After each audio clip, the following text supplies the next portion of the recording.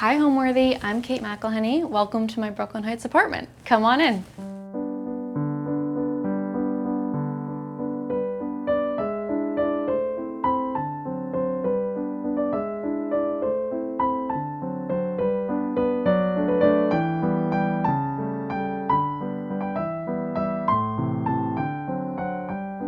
You're watching Homeworthy, where we believe every home has a story.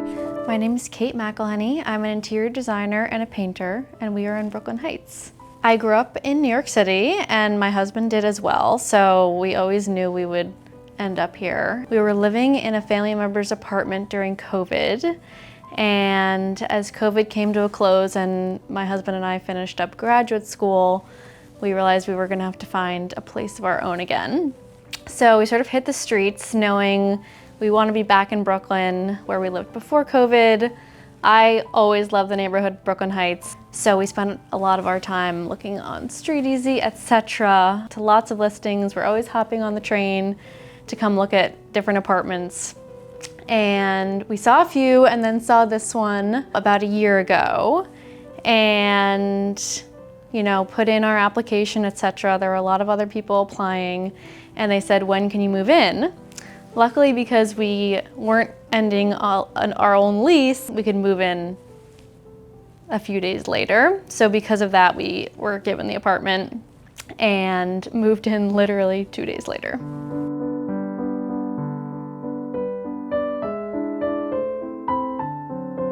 This is our fabulous living room. As you can see, we're on the very top floor of a brownstone in Brooklyn.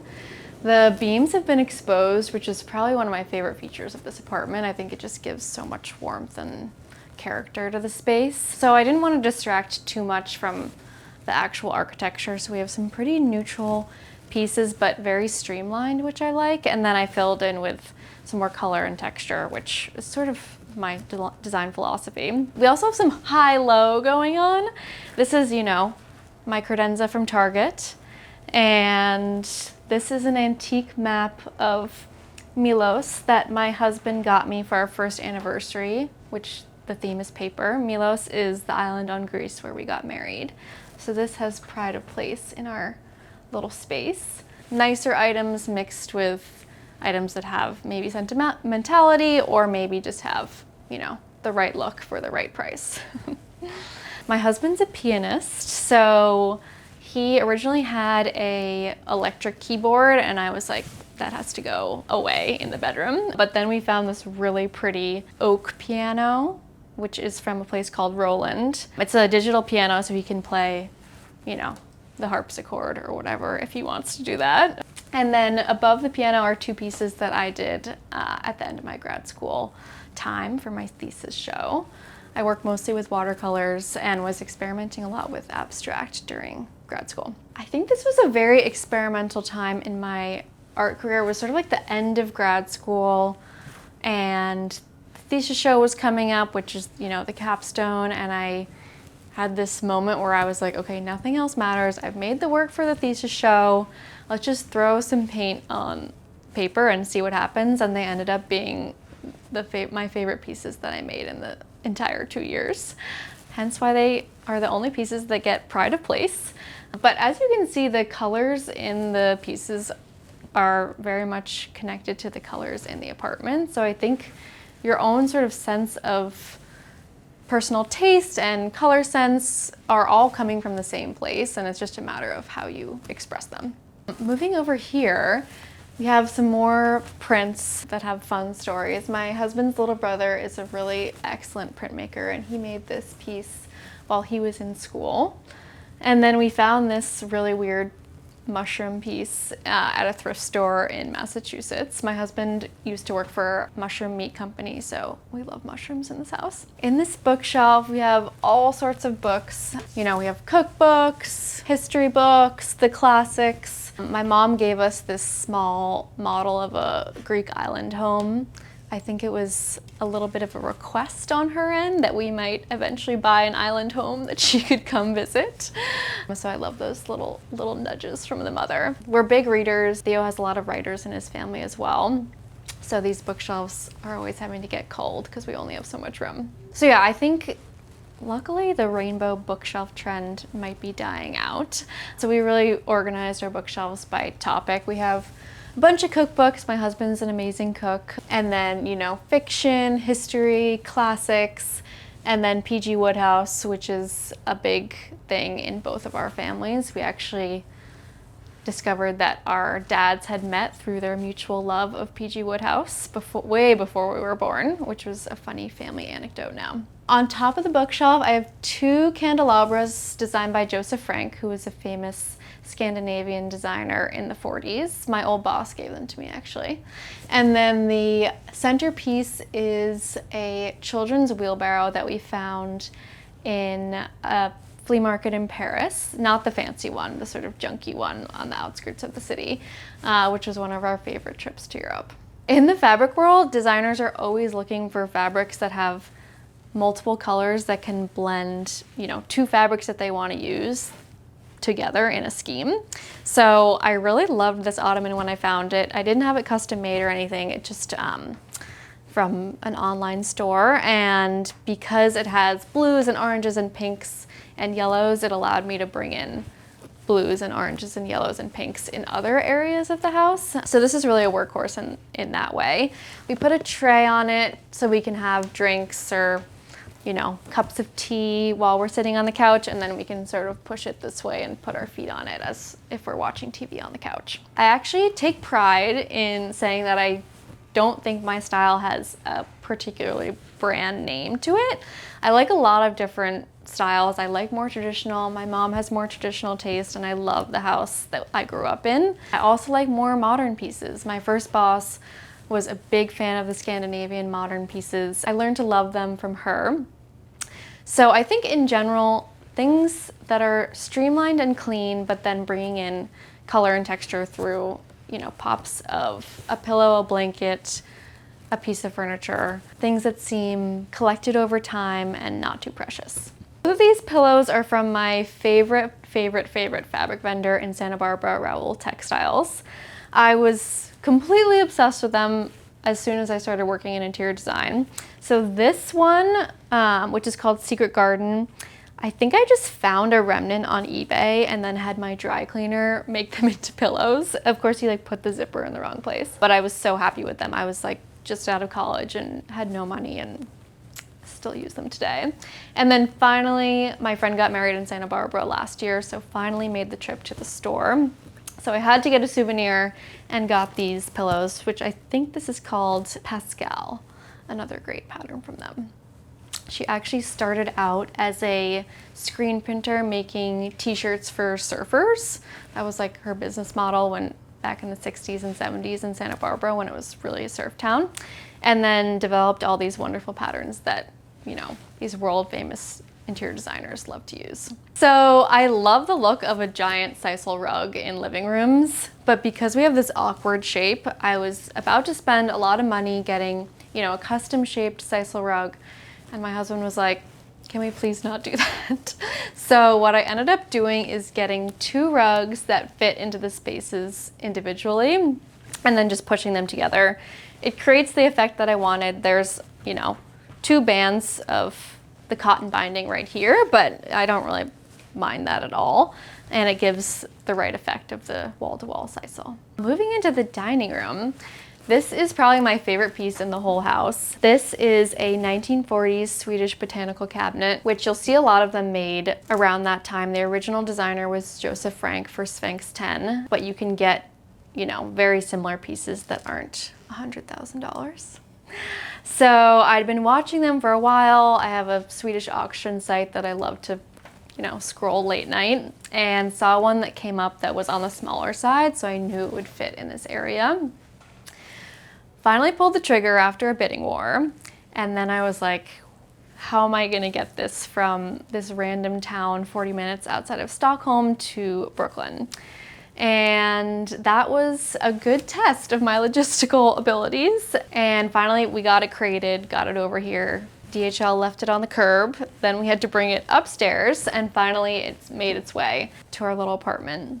It's a great storage piece because it actually looks really pretty, but you know, my husband can keep all his office supplies in here, and I can have, you know, our napkins, our nicer silver, tea lights, all those sort of dining table accoutrements in here. So we have my husband's office on the right, and then, you know, dining table stuff on the left. So it's really easy to set the table because it's right here. And then this lamp is my newest purchase. I'm obsessed with it because it doesn't have a cord, so you can carry it around. And there's no ugly cord on, you know, going down here. And I don't think there's even an outlet down there. So it allows you to put light and sort of soft incandescent lamp light wherever you want. These prints I stole from my parents. They were in my parents' apartment growing up, when I was growing up. My mom was a classics major, and my dad went and visited her during her junior year abroad in Athens, and that's when they got together and fell in love. So they have a real Greek attachment too, which is really special that now my husband is Greek. So we have a whole Greek thing going. And yeah, my dad gave those to my mom for an anniversary a couple decades ago, and I finally got them. I think I see myself most in the color scheme, actually, of the entire apartment. I love multicolor things, and I love botanical colors, so there's a lot of that as well. And then our bedroom, as you'll see, is blue and white, which is my favorite color combination. So I think just in picking out the various color schemes, that's where I think the linchpin of my personality comes through. I think my favorite thing about this apartment is how unique it is for New York. So many of my friends have amazing rentals there are the modern buildings with the amazing amenities and the elevator and the gym, etc. And then there are the really charming rentals or people who have bought apartments that have amazing original detailing. This has neither of those, but I think the wooden beams, which I think were exposed during a sort of recent renovation, add a lot of the charm that I love about pre-war apartments. And it does have some modern amenities, which is nice. Like the kitchen's been renovated, the bathroom's been renovated, but it still has, you know, some real character, which I love.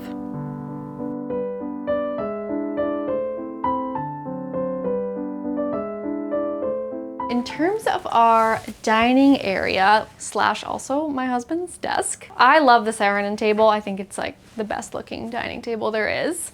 So I knew I wanted one of those, and that sort of brings this area into, you know, a little bit more modern territory. But by adding the more classic banquette and, you know, the pharmacy lamp, that sort of brings it back to, you know, a mix of different styles, which I really liked. This ceiling light is actually just a $20 paper lantern from Amazon, and then a cord kit that we, you know, tied to the beam and plugged in. But I do think one thing that is lacking in rentals is the pendant lighting. You have, you know, ugly overhead lighting, maybe, like a ceiling fan, maybe. You can add in lamps, but having something hanging from the ceiling, especially over a dining table, really creates a more intimate moment when you're having a dinner party, and it just gives a little bit more of a custom feeling. The dining chairs are from Design Within Reach, so again, a little bit more modern, but I sort of gave them a slightly more traditional twist by doing the seat cushions that have these cute little bows tied around. My personal style leans a little bit more maximalist, but with New York City living, I just don't think that I could do too much stuff because you already sort of feel overwhelmed when you go outside and you're taking the subway, you're, you know, walking around all the time, there are a million people.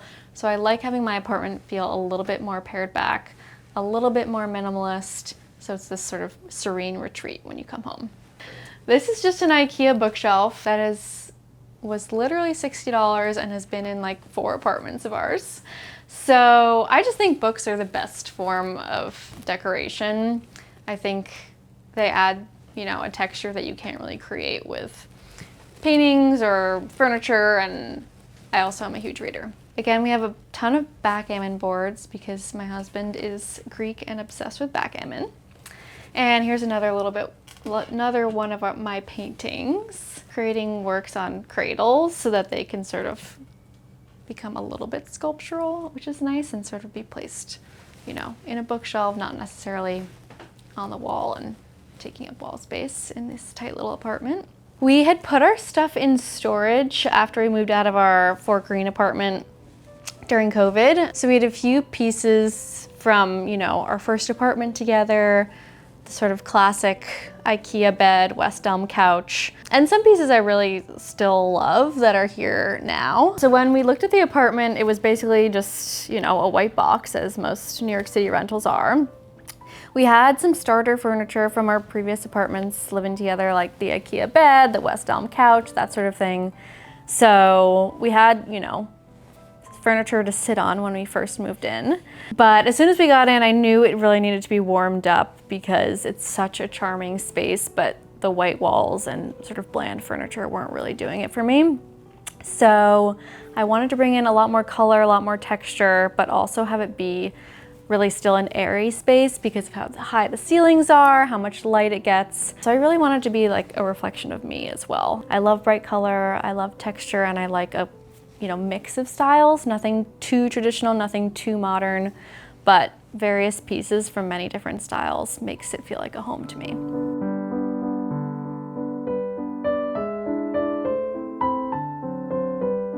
This is our little New York kitchen.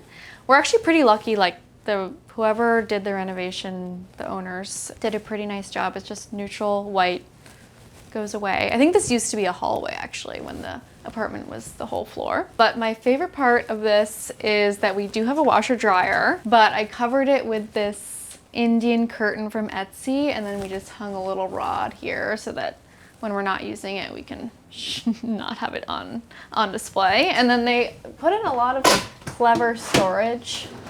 So that's sort of our tool closet.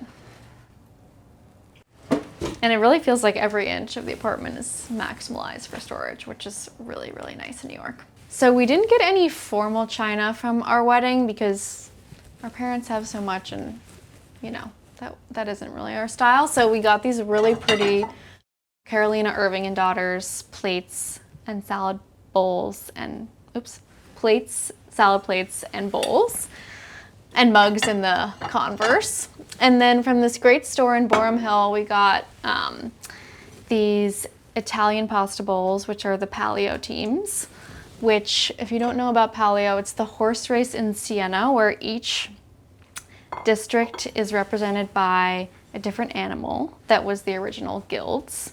So, for example, the goldsmiths would have had a certain animal that represented them, and then they would have had a horse in the horse race. So each are different and each has a different animal, and I love that it's just a different little surprise when you get to the bottom of your bowl of pasta. So another thing that's so great about this apartment is the skylights. We have a big one in the living room, which lets in a lot of light throughout the day, which is so nice. And then you can see this lofted room is actually our bedroom. There's another skylight in there, and then it also has these glass panes, which allow the light from the living room to come into the bedroom, which is really nice in the morning. The biggest challenge for interior design in New York, well, logistically, I have cut a few sofas in half, trying to bring them up the stairs. That's always a fun one. But in general, I think what has been a little sad to me about New York is that I think because rent has gone up so much in the past few years, especially since COVID, a lot of the artisans that I remember being introduced to when I began working in interior design have been priced out of New York. So I remember with my first boss, you know, going down to Canal Street and working with the lighting vendor and going to the fabric garment district and, you know, getting the cheap bolts of fabric for these sort of extra projects that we had. And I think those aspects of New York are starting to diminish, which is too bad. Now let's go upstairs.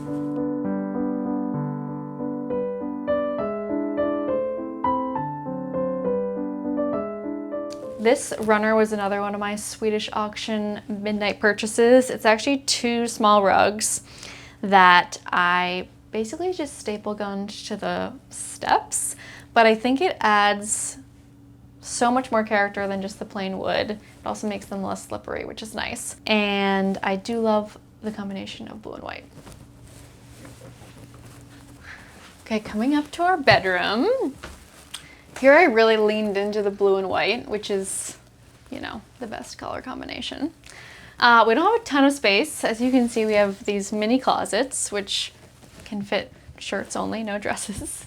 And I think this room has sort of the perfect example of my traditional and modern tastes put together. Like, these bedside tables are a classic modern design from Cartel, versus the bed is really a much more traditional design.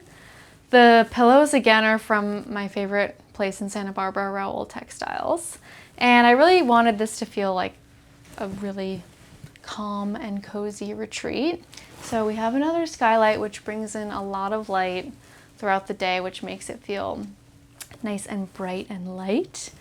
But I think being up in the eaves makes it also feel so cozy and like you're tucked away from everything, which I love. These watercolors were done by my dad, who's a really talented watercolorist. As you can see, they're Greece. These are a group of islands that my family has traveled to a lot called the Cyclades. These were particularly done in Sifnos, which is one of my family's favorite islands, where I've been to both with my family and with Theo, my husband. And I love that they're blue and white and that my dad did them. So they have pride of place over our bed. And the bed sheets are from Matuk. Again, like sort of modern, sort of traditional, somewhere in between, which is kind of my personal style. So I grew up in New York, and both my parents are in the arts. My dad's an architect and my mom is a painting conservator.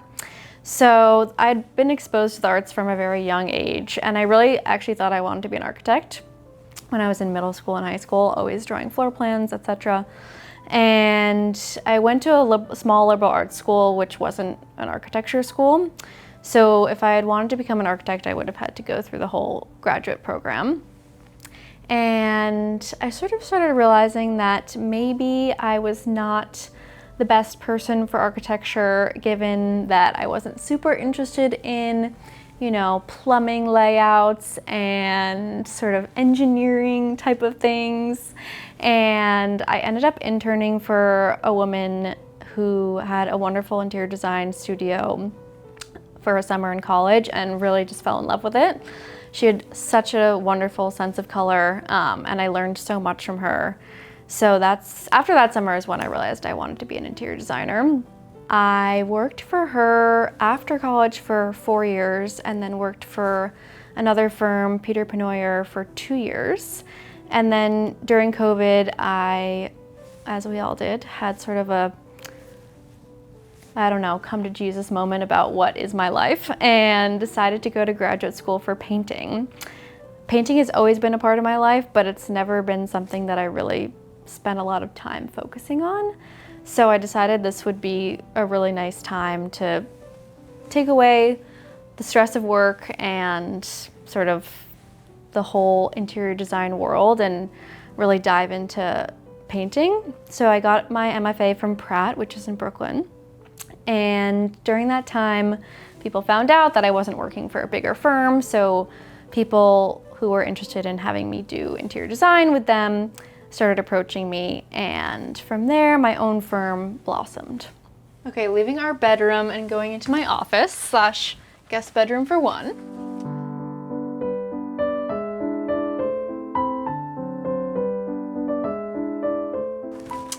Here we are in my office, my little hobbit hidey hole with its hobbit door. And one of the hardest parts about designing this room was the fact that there was this random 18-inch high ledge. I think what it is like pipes that go up to the roof, mechanical stuff, that sort of thing. But it was built in.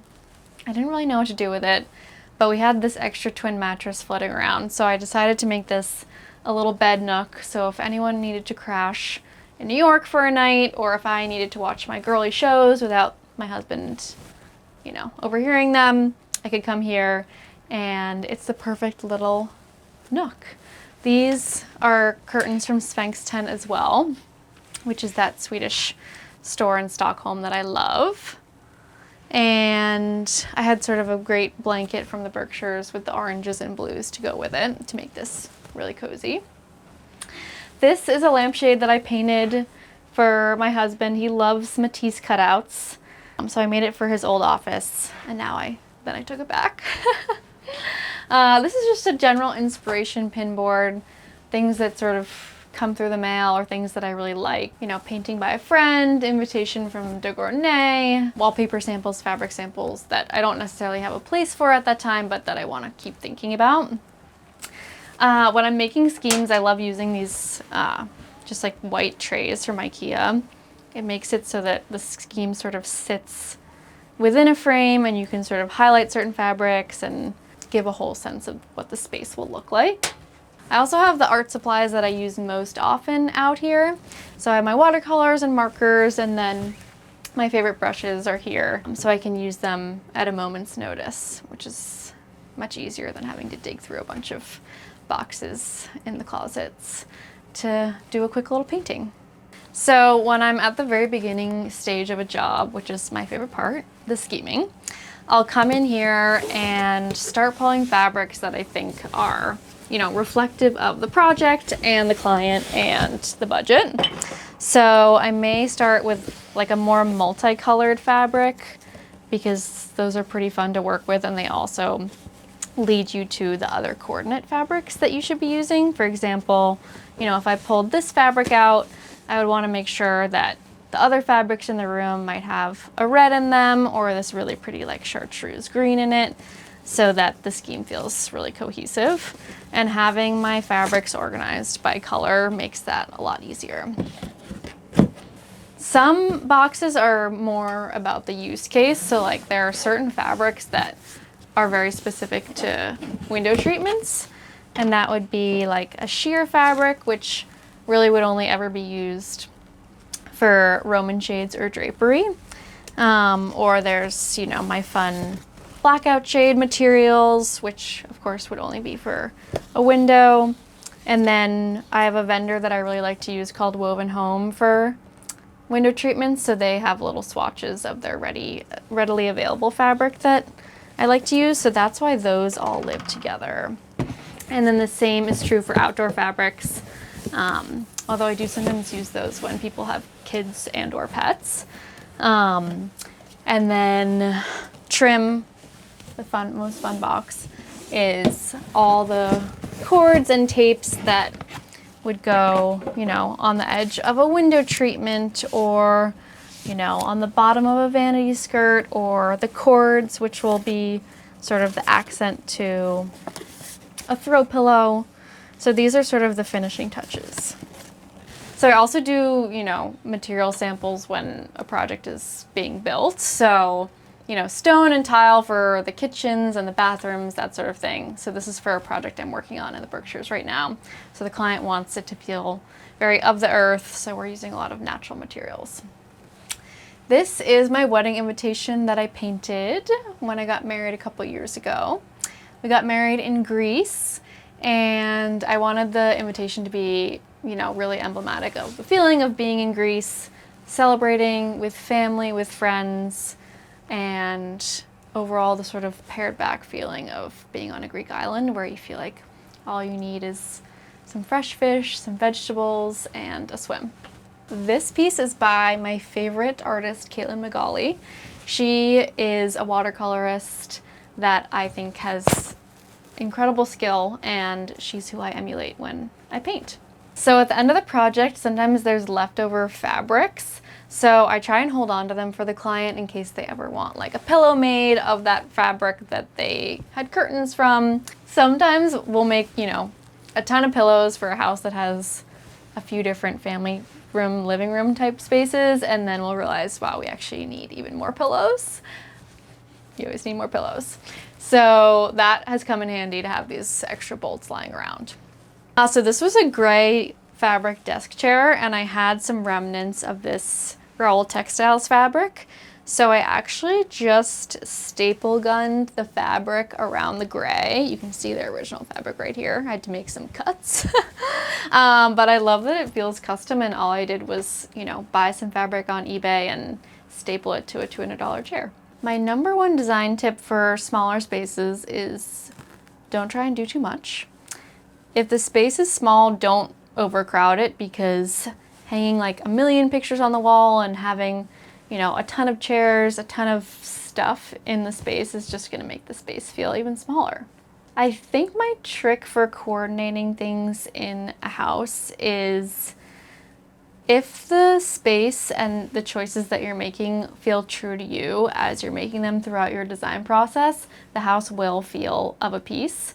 If you're trying to do like, you know, a maximalist grand millennial thing in one room and then, you know, you see a picture on Instagram that's minimalist of a living room and try and emulate that, then the house will not feel congruent. But if you stay true to yourself and your own personal style, it will all come together in the end. When we first saw the apartment, I was actually quite nervous about the slanted ceiling because on the window wall, the ceiling looks really low and the windows look quite small. So I was worried that there wouldn't be a lot of light, that the space might feel a little bit cramped. But once we got in here and started playing around with the furniture plan and where you actually sit when you're, you know, having a relaxed conversation in the living room or eating dinner at the dining table, the ceiling does actually feel quite high, so I was happy about that outcome.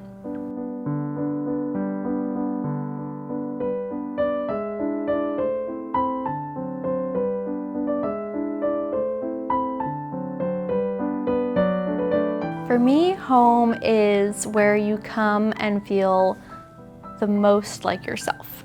So you feel yourself reflected in the space around you, whether that be through seeing items you've collected over the years, seeing family photos, seeing art that speaks to you. I think that that's the most important part of designing a home. Thanks for watching. Go to homeworthy.com for exclusive content and shopping guides.